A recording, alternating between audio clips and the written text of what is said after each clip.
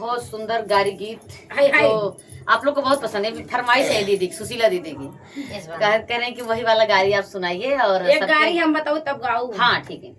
तो दोस्तों आप लोग वीडियो को वॉच करके देखिएगा हमारा गारी गीत कैसा लगा। इसको लिखे हैं दुर्गा लाल दीवाना, हमारे भांजे वो भी है।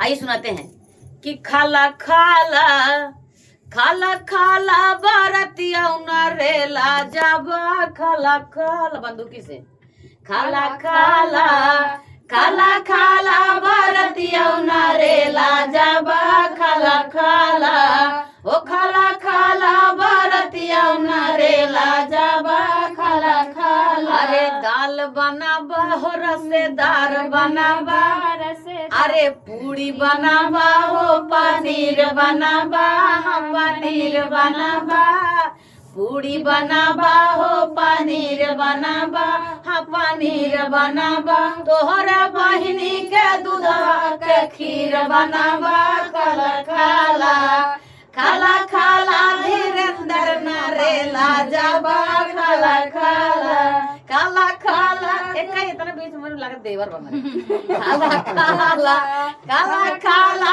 भारतिया नरेला जाबा खाला खाला। अरे दाल बनाबा हो रसेदार बनाबा, रसेदार बनाबा दाल बनाबा हो रसेदार बनाबा, रसेदार बनाबा तोहरे बुआ के नेबुआ के अचार बनाबा खाला खाला खाला खाला धीरेन्द्र नरेला जाबा खाला खाला काला खाला भारतिया नरेला जाबा खाला खाला।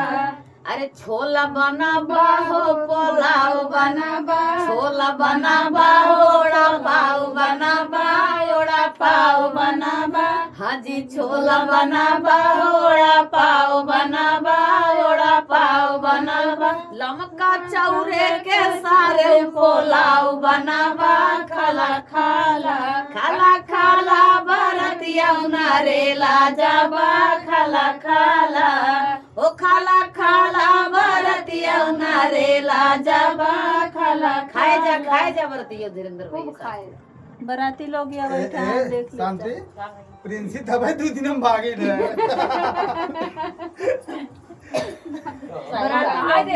सही बात है। तब चालू तुरंत कैमरा चालू। हां चालू रोल कैमरा एक्शन।